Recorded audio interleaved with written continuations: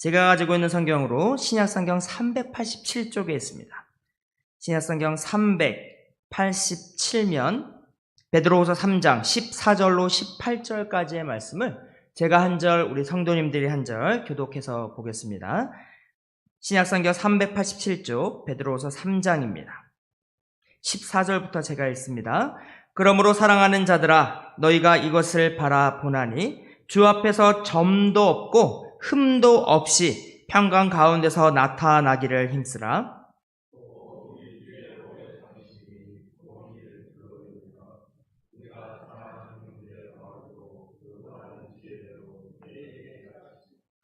또 그 모든 편지에도 이런 일에 관하여 말하였을 때 그 중에 알기 어려운 것이 덜어 있으니 무식한 자들과 굳세지 못한 자들이 다른 성경과 같이 그것도 억지로 풀다가 스스로 멸망에 이르느니라.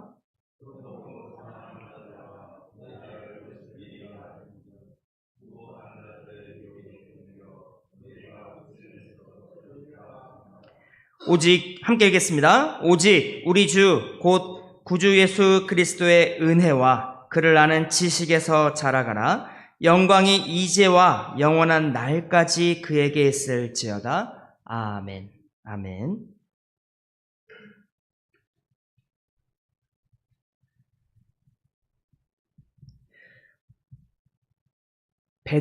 사도 베드로는 이 편지를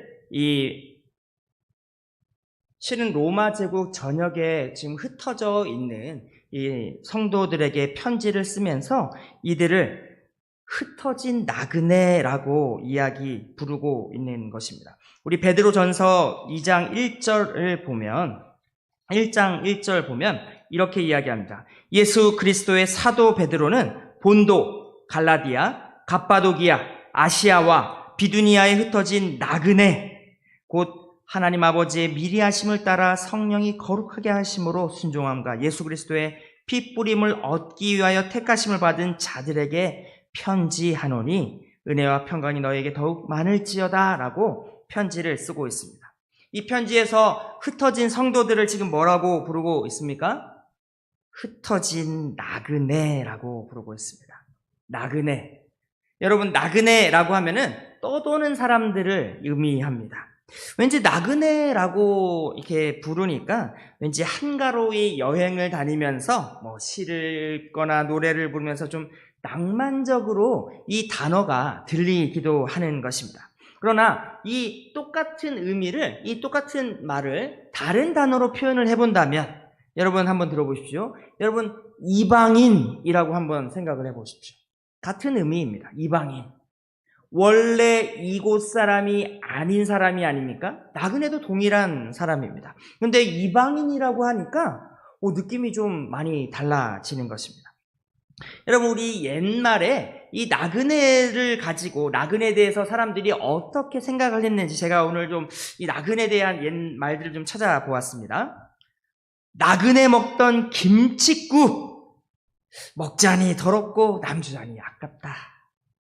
자기한테 소용없는데 이 남에게 주기 싫은 인색한 마음을 비유적으로 이르는 말입니다. 나그네 보내고 점심한다. 또 동일하게 인색한 표현인 것입니다. 또 여러분, 굴러온 돌이 박힌 돌을 뺀다. 여러분, 나그네를 싫어하는 것 중에 하나가 무엇입니까? 이 땅에 와서 자리 잡고 자신들을 밀어내는 것. 여러분, 어느 것 하나 긍정적인 것이 별로 보이지 않는 것입니다.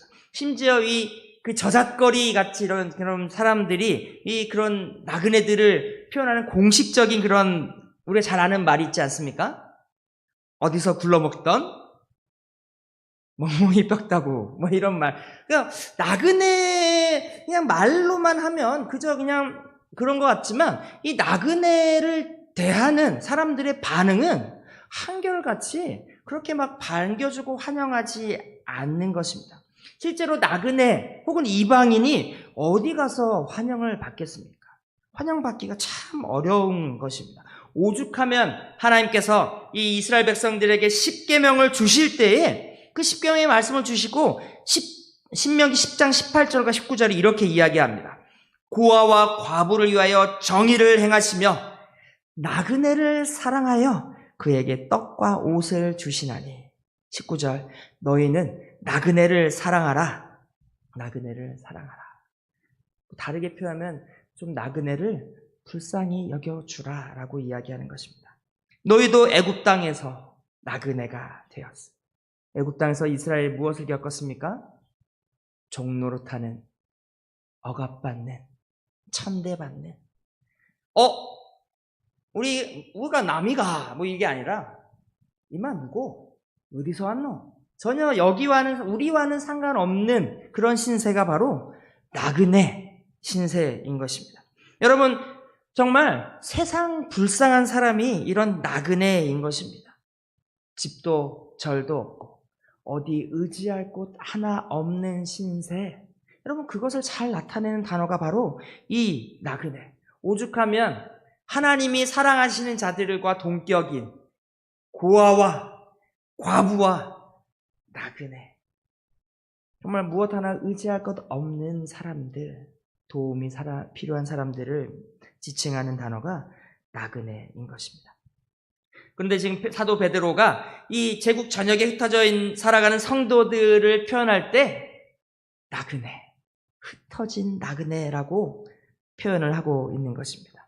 이는 실은 그들이 지금 살아가고 있는 그들의 형편, 그냥 그들의 삶을, 그들의 모습만 두고 이야기하는 것이 아니라, 여러분, 사도 베드로가 이 베드로 전후서를 쓰는 시기가 우리 저번에 함께 나누었던 디도서, 기원전 64에서 68년, 이제 막 환란이 임박하여 이제 닥칠, 이제 이 제국에 살아가는 모든 성도들에게 재난이, 환란이, 박해가 임박한 것을 사도 베드로가 알고, 물론 그가 스스로에 대해서도 나의 생명도 이제 거의 다 끝나간다, 내가 장막을 떠날 때가 되었다라고 평하면서 이제 이 환란이 닥쳐올 이 성도들의 모습을 두고 의지할 곳 없네, 피할 곳 없네, 그런 나그네라라고 이야기하고 있는 것입니다. 그런데 사도 베드로는 성도들의 이런 나그네됨, 이런 것을 소명적인 관점에서 다시 한번 설명합니다. 2절, 베드로전서 1장 2절에서 이렇게 이야기합니다. 곧 하나님 아버지의 미리 하심을 따라 성령이 거룩해 하심으로 순종함과 예수 그리스도의 피 뿌림을 얻기 위하여 택하심을 받은 자들이 바로 나그네인 너희들이다라고 이야기하고 있는 것입니다.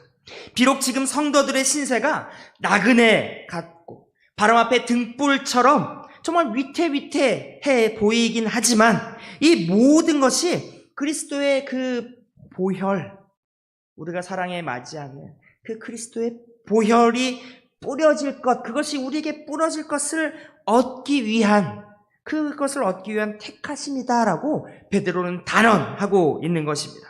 그래서 그것을 위하여 하나님은 미리 정하신 이들을 나그네 삼아서 그들이 이 땅에서 그럼에도 나그네임에도 불구하고 살아갈 수 있도록, 그들이 나그네임에도 불구하고 세상에서는 아무런 소망이 없는 자들임에도 불구하고 하나님께서 그들에게 허락하여 주시는 그 보혈의 은혜를, 그 능력을 얻게 하기 위한 성령의 역사를 너희들에게 더하여 주고 있다라고 베드로는 설명하고 있는 것입니다. 여러분, 나그네는 실은 의지할 곳 없는 그런 사람들, 불쌍한 사람들이지만 그러기에 더욱더 하나님의 택하심과 은혜를 입은, 특히 베드로가 말하는 흩어진 나그네에서의 나그네는 하나님의 택하심을 받은 자들, 하나님의 은혜를 입은 자들, 이제 하나님의 또 온전케 하여 주시는 보혈의 능력을 덧입을 자들, 바로 이들을 베드로는 나그네라고 합니다. 또 이 나그네에 대해서 오늘 우리가 함께 읽은 말씀, 베드로 후서의 말씀에서는 이들을 사랑하는 자들이라고 칭하고 있습니다. 14절, 그러므로 사랑하는 자들아, 그러므로 너네 나그네자인 자들, 그러나 내가 사랑하는 이 형제들아, 너희가 이것을 보나니 주 앞에서 점도 없고 흠도 없이 평강 가운데서 나타나기를 힘쓰라. 소망을 가지고 살아가는 성도들은 주 앞에서 점도 또 흠도 없이 온전한 모습으로 평강 가운데서 나타나기를 힘쓰라라고 하는 말이지만, 요 원문에 대해서 이것을 해석을 하시는 또 어떤 해석이 있냐면, 이것을 좀 더 직역에 가깝게 해석하면 이렇게 이야기합니다. 너희는 평강 가운데서 발견되도록 점도 없고 흠도 없는 그분에게 힘쓰라라고 하는 말을 열중하라라고 하는 의미로도 해석이 되는 것입니다. 그분에게, 그리스도, 우리의 주 그리스도에게 열중하라, 힘쓰라라고 해석을 할 수 있는 것입니다.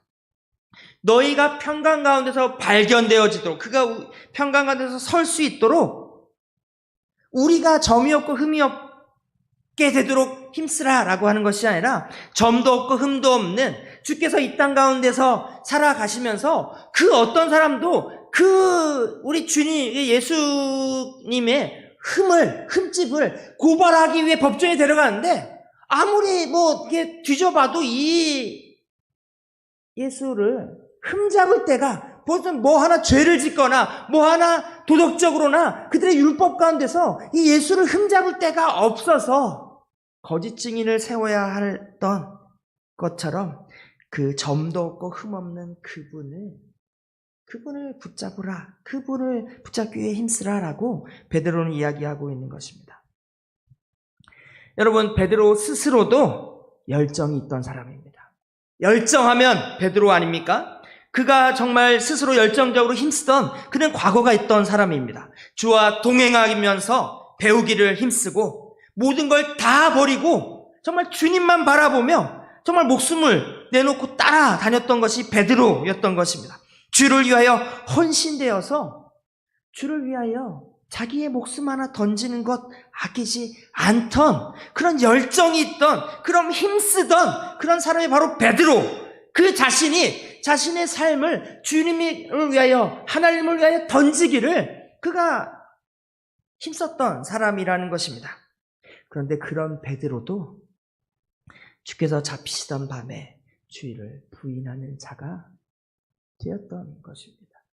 이전까지의 그 베드로의 열정적인, 베드로를 주를 향한 충성된 모습을 보면 여러분 정말 상상하기 어려운, 정말 배반이라고 이렇게 평할 수 없을 만큼 정말 베드로 스스로도 그것을 생각이나 했겠습니까? 네가 나를 부인할 것이다 라고 할 때, 다른 모든 제자가 주를 배반해도 나는 절대 그러지 않겠습니다라고 큰 소리 쳤던 베드로였던 것입니다. 그런데 그때 환난이 닥쳐오는 그때 베드로도 그가 의지하고 그가 자랑하던 그의 열심과 헌신과 충성 같은 것, 여러분 실은 우리 앞에 다가오는 환난이라고 하는 것 앞에서는 여러분 아무 의지가 되지 않는 것임을, 여러분 사람의 노력과 사람의 힘씀과 사람의 그 마음만으로 다 되는 것이 아닌 것을 베드로 스스로가 철저하게 깨달았다라고 하는 것입니다. 여러분, 우리가 의지하는 힘, 우리가 의지하는 능력, 여러분 그 어떤 주를 향한 나의 헌신과 나의 열정도 이 거대한 환난, 하나님을 대적하는 이들의 힘과 권세와 그 밀어닥치는, 여러분 그저 우리를 괴롭게 하는 육체적인 힘이나 육체적인 고통이나 그 괴로움, 그것으로 끝나는 것이 아니라 주님도 피땀 흘리며 기도해야 하는, 하나님을 대적하는 그들의 세력과 그들의 공격, 그들의 이 권세 앞에서 여러분 우리가 의지하는 힘과 능력 같은 건 아무 도움이 되지 않는 것입니다. 베드로 자신은 그런 경험을 하면서 정말 그가 이 세상에서 자신이 나그네 같음을 그는 먼저 깨달았습니다. 자신도 나그네이고 또 이 땅을 살아가는 성도들 역시 믿고 의지할 것 없는 나그네, 정말 그 환난 앞에서, 그 대적의 공격 앞에서 그들을 지켜줄 만한, 그들이 의지할 만한 것은 아무것도 없는 나그네 같은 존재임을 바울은 분명히 알았던 것입니다. 그래서 이야기하는 것입니다. 무엇을 믿습니까? 주를.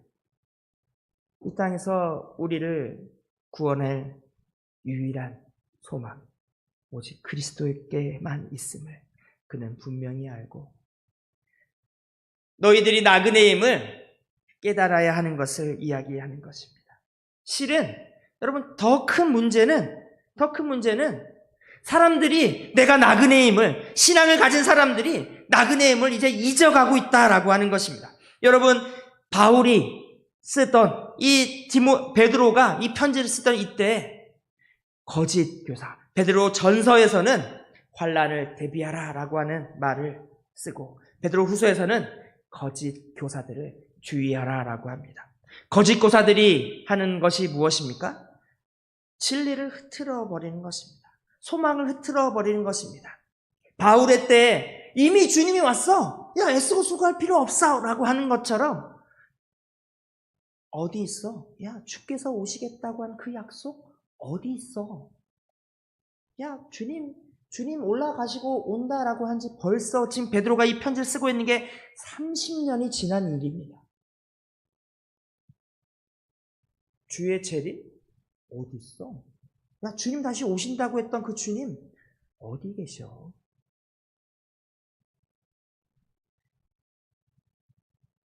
이 땅을 살아가는 나그네인 성도들이 오직 한 소망, 다시 오실 주님의 그 재림이 우리의 소망과 우리의 유일한 능력인데, 이것을 부정하고 있는 것입니다.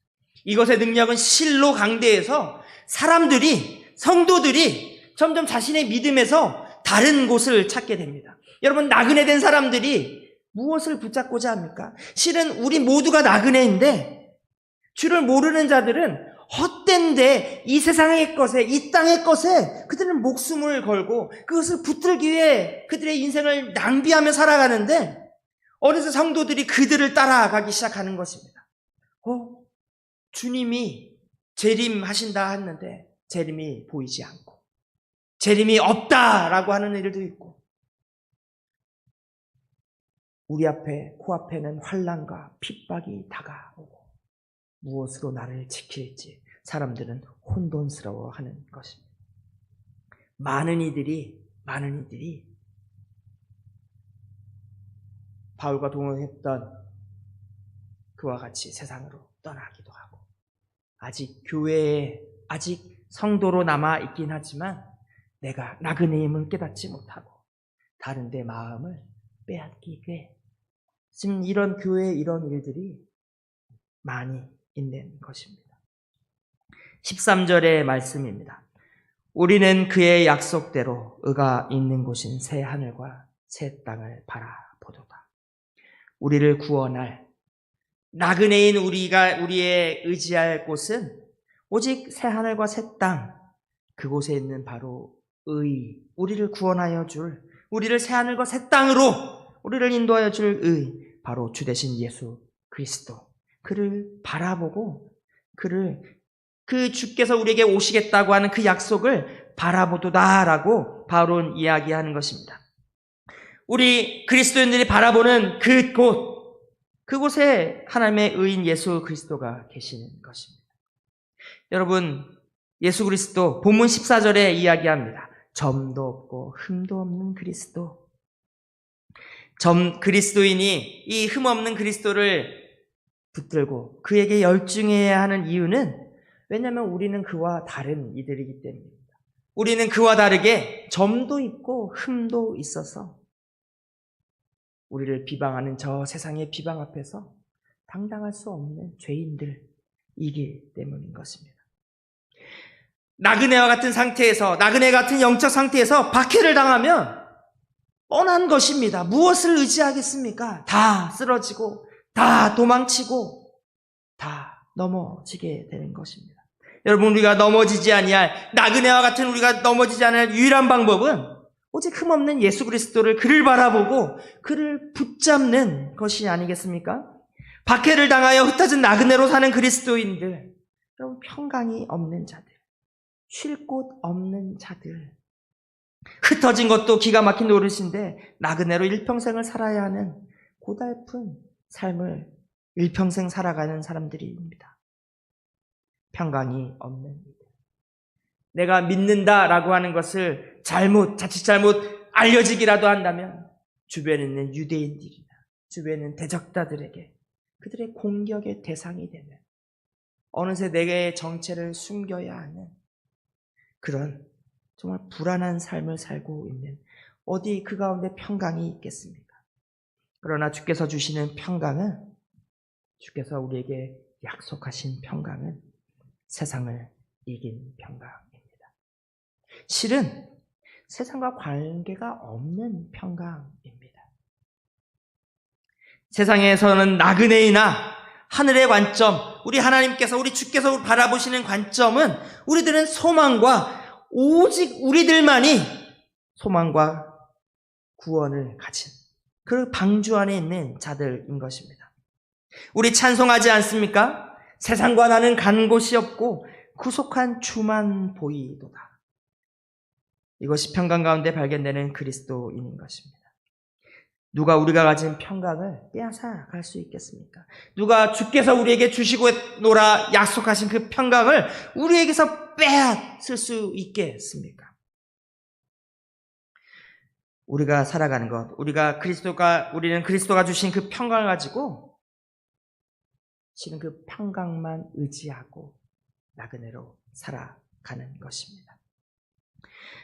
본문 15절 말씀입니다. 또 우리 주의 오래 참으심이 구원이 될 줄로 여기라. 우리가 사랑하는 형제 바울도 그 받은 지혜대로 너희에게 이같이 썼고 라고 이야기합니다. 주의 오래 참음이 우리의 구원이 될 줄로 여기라 라고 하는 것입니다. 주의 오래 참음은 주의 재림과 관련한 이야기입니다. 여러분, 당시의 그리스도인들은 많은 어려움 가운데 또 임박한 환난 가운데 살아가는 사람들, 그것이 정말 눈에 보여서 이제 곧 언제라도 그들 앞에 닥쳐올 것임을 알고 두려워하는 가운데 있었던 것입니다. 그러다 보니 때이니 더욱더 주의 재림에 대한 약속에 대해서 그들 가운데 소망도 많고 또 말도 많은 것입니다. 그런데 30년이 지나도 소식이 없고 여기저기서 거짓 교사들의 거짓 소문들이 가득하고 정말 너무나도 혼란스러운 상태. 베드로는 3장 8절, 9절에서 이렇게 이야기합니다. 그 주의 재림에 관하여서 사랑하는 자들아, 주께는 하루가 1000년 같고 1000년이 하루 같다는 이 한 가지를 잊지 말라라고 하는 것입니다. 주의 약속은 어떤 이들이 더디다고 생각하는 것처럼 더딘 것이 아니라 오직 주께서는 너희에 대하여 오래 참으사 아무도 멸망하지 아니하고 다 회개하게 이기를 원하시느니라 라고 하였습니다. 그것을 15절에서 주의 오래 참으심이 구원이 될 줄로 여기라 라고 베드로는 설명하고 있는 것입니다.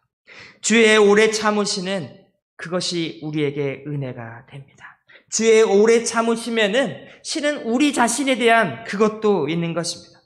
연약하고 부족하고 마치 출애굽 때 이스라엘 백성들이 그 무한한 은혜와 그 놀라운 하나님의 이적들을 보면서도 그들의 입에서 날마다 나온 것은 불평과 불만이 나오는 것을 주께서 오래 참으신 것처럼 또 오늘날 우리의 모습 가운데도 여전히 우리 가운데도 연약함이 많이 있어서 온전히 순종하지 못하고 부족한 모습을 보이는 그때에도 하나님은 우리가 그런 것으로 말미암아 멸망당하기를 원하지 않으시고 또 우리 주변에 소망을 잃고 방황하는 이들이 그 방황하는 그때에 멸망을 당하지 않게 하시려고 주께서는 오래 참으시고 오래 참으시며 정말 1000년을 하루같이 여기시며 주께서 그 참으시는 은혜를 실은 우리 모두가 누리고 있는 것입니다.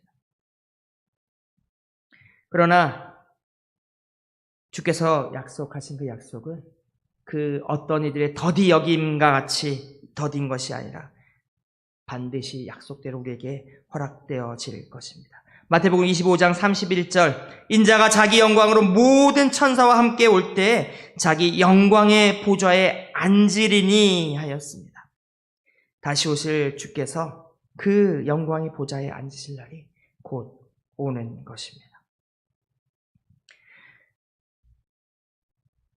우리가 신앙생활을 하다 보면 어려운 일들을 많이 만나게 됩니다.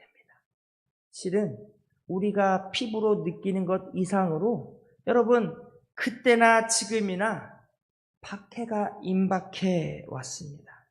박해가 임박해 왔습니다. 유럽에 가보십니까? 교회가 더 이상 예배드리는 곳이 아니라 교회와 성당은 이미 관광객들이 둘러보는 관광지가 되어버리고 말았습니다. 한국교회 청년이 세례를 받기 위해 영국교회 목사님에게 부탁해서 세례를 받는데, 제가 있던 교회 이야기입니다. 수십 년 만에 그곳 장로님이 그 장면을 보면서 다 큰 성인이 회심하여 세례를 받는 모습을 수십 년 만에 처음 본다고 합니다. 이제는 어린아이들 영세받기 위해 잠깐 들르는 그런 곳, 결혼식 할 때 결혼하기 위해 잠깐 들르는 곳이 되어버린 것입니다. 여러분, 지금도 우리나라 안에서도 여러분 싸우고 있습니다. 투표하고 또 청와대 그것도 올리면서 차별금지법과 여러 가지 교육에 대한 것들을 싸우기 위해서 많은 이들이 노력하고 있는 것입니다. 실은 우리 주변에도 그 환란이 임박해 왔습니다. 제가 있던 때 그 우리나라 같은 명동 같은 레스터 스퀘어, 피카딜리 스퀘어라고 하는 유명한 사람들이 많이 모이는 곳에서 날마다 이 마이크 하나 들고 와서 설교하시는 목사님, 영국에서는 차별금지법이 이미 수십 년 전에 제가 있던 그 시절에 차별금지법이 이미 통과되어서 전도를 못합니다. 그 목사님 맨날 날마다 말씀을 전하는데 법이 바뀌었다고 그 목사님이 이제 날마다 경찰서 잡혀가고, 여기서 이러는 건 다른 타종교 혐오 금지에 걸립니다. 잡혀갑니다. 풀려납니다. 또 와서 설교하고 또 잡혀가고. 여러분, 미국에서도 여러분 이것들이 지금 이미 영국은 유럽은 좀 전 이야기고 미국은 한창 이것 때문에 목사들이 잡혀가고. 여러분, 우리나라도 얼마나 남은 것 같습니까? 여러분, 어려움이 닥쳐오고 있습니다. 여러분, 이미 우리 한번 경험해 보지 않으셨습니까? 코로나 때 마치 교회가 이 모든 아픔과 이 모든 고통의 근원이 되는 것냐, 예배를 드릴 수 없고 모일 수도 없고. 지금 코로나가 조금 잠잠해서 조금 숨통이 트였지만 여러분, 또 어떤 것으로 우리 앞에 닥쳐올는지, 우리 모두가 이 땅에서 나그네임을 여러분 우리는 기억해야 할 것입니다. 우리가 무엇을 의지하겠습니까? 우리가 무엇을 붙들고 또 무엇을 소망하며 살아가겠습니까? 우리의 오직 한 소망은 바로 예수 그리스도 한 분이심을 여러분 기억하는 성도님들이 되시기를 바랍니다. 히브리서 3장 14절 말씀입니다. 우리가 시작한 때 확신한 것을 끝까지 견고히 잡고 있으면 그리스도와 함께 참여한 자가 되리라 하였습니다. 우리 베드로도 17절에서 이렇게 이야기합니다. 그러므로 사랑하는 자들아, 너희가 이것을 미리 알았은지, 너희가 이것을 이미 다 알았은지, 무법한 자들의 미혹에 이끌려 너희가 굳된 데서 떨어질까 삼가라, 주의하라. 18절, 오직 우리 주 곧 구주 예수 그리스도의 은혜와 그를 아는 지식에서 자라가라. 영광이 이제와 영원한 날까지 그에게 있을지어다.